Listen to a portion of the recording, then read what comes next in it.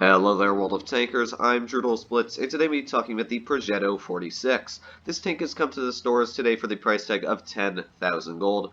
Now, of course, it is in a pretty good bundle with the Lorraine 40T. However, I'm going to be talking about the Lorraine tomorrow, but today I'm going to be telling you everything you do need to know about the tank. Starting off with the statistics of it, it actually has a very nice damage per minute.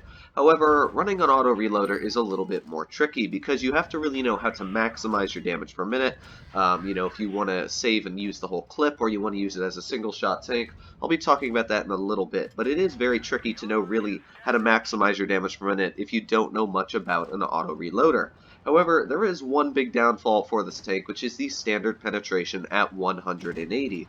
And while this isn't a downfall, it definitely is a weakness of the tank. You're going to see in these replays, I'm going to bounce a couple of shots that you really wouldn't in a tank like the Pantera, which has over 200 millimeters of standard pen.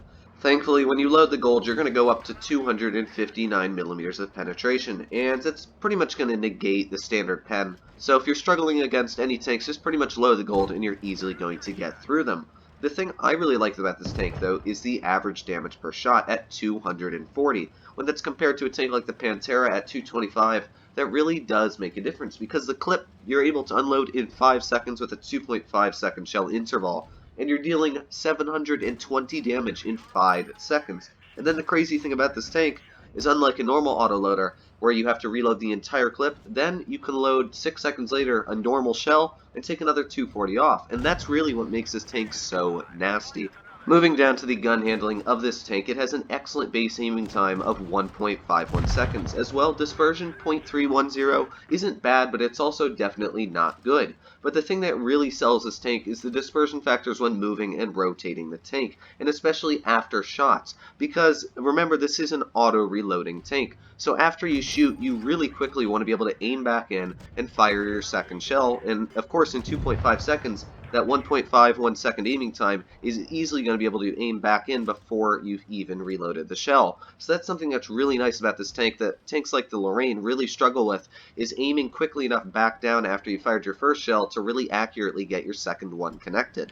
And when you add the 9 degrees of gun depression on this tank, it is completely flexible on pretty much any terrain you're on, and that's something that's really important, especially for an auto reloader, in my opinion, because when I'm up against certain tanks, I'm going to purposely track them when I'm lower than them so they can't aim on me, and they're permanently tracked so I'm unloading my clip on them. So I'm constantly tracking them, they can't shoot me back, and then I'm going to duck away and get into cover. And that's something that's really important to have gun depression for, especially in an auto-loading tank.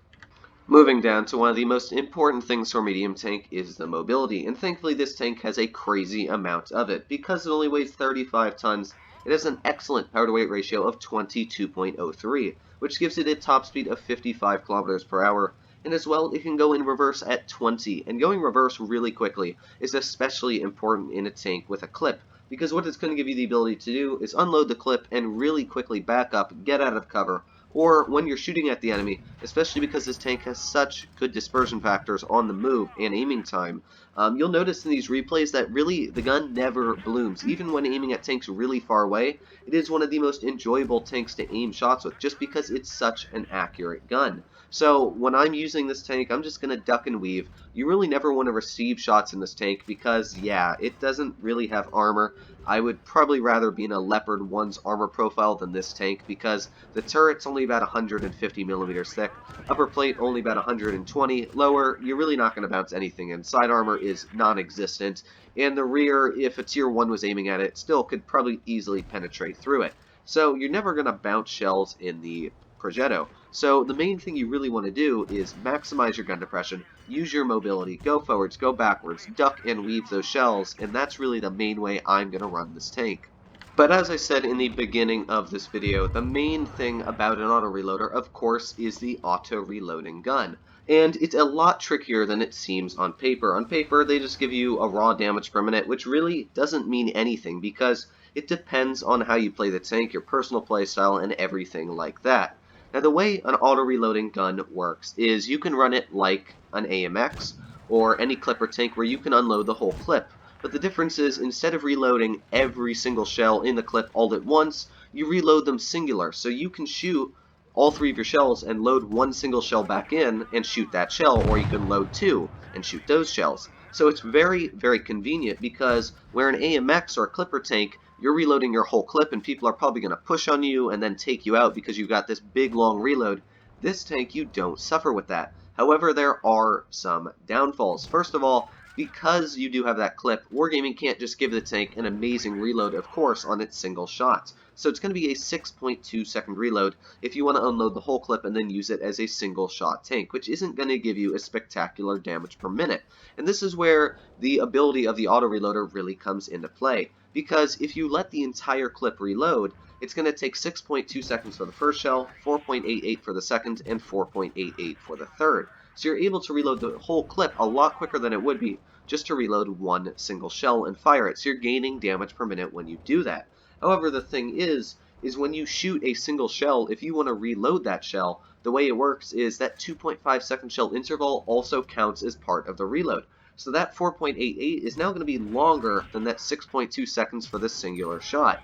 So the way you want to run this tank is the best way to maximize your damage per minute is dump out the whole clip and then run it as a single shot tank. And then when you can, and there's nobody in front of you, reload the whole clip and don't shoot each shell because it's going to ruin your damage per minute. You'll notice in some of these shots here, I'm always going to wait until I have a second shell or a third shell sometimes so that I can really maximize the damage per minute on this tank. Because losing one shell can cost you 4 seconds off your reload, which is a long time, judging that you only do 240 damage per shot.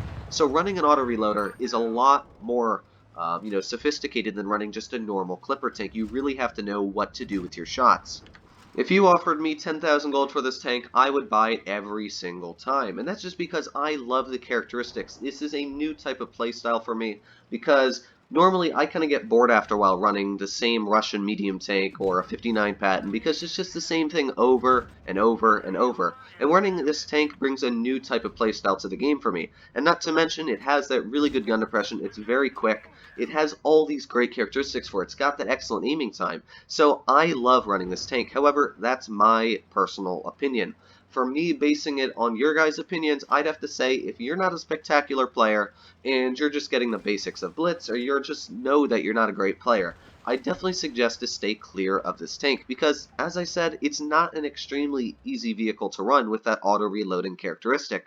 You have to know when to save your shells, when to fire them, when to reload the whole clip, everything like that to maximize your damage per minute. And while you can do well running this tank as a singular shot and just unloading the clip on people, by then you might as well run a T-54 first prototype or something else where you're going to do way better, you're going to bounce more shots, and you can be way more aggressive.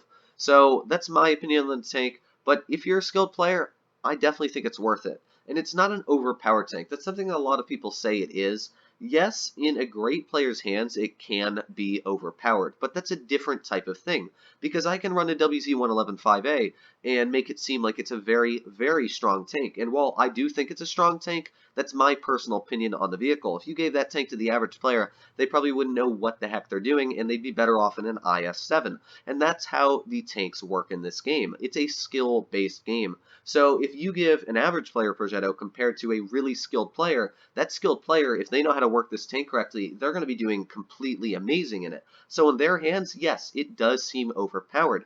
However, to the basic hands of an average player, I definitely think it's a very strong tank, but it won't be overpowered. But that is going to be a wrap-up of this video. Let me know what you guys think of this tank in the comments down below. If you think it's worth the 10,000 gold, or if you own it, if you absolutely love it, or you completely hate it. As I said though, tomorrow I'm going to be making a video on the Lorraine and saying whether I think the bundle is worth it or not. But my hint right now is I just buy the Progetto because the Lorraine is a completely different story. It's one of the hardest tanks to run in the game because it's this big box, very easy to high explosive. It's got that long clip, so you got to sit out in the open. You got to know especially where to push. So that tank is one of the hardest tanks. I'm not even a huge fan of it because it just requires so much patience and so much paying attention. I'd rather have fun in a tank like the Progetto. And I also want to thank you guys for subscribing to the channel. We literally gained 1,000 subscribers So I'm not sure what happened, if this has to do with everybody staying home, or my content actually got a little bit better, but I want to thank all of you guys, especially the newer subscribers that have been watching this channel. We just broke 7,000 subscribers this morning. Hopefully we're going to break 10,000 within the next month. If we do, I want to give all of you guys all of my support. I want to give Wargaming a big thanks for that giveaway, of course, but I hope you guys are all doing safe out there. You're all happy, you're all healthy, and I'll see you in the next one. Have a great day, guys.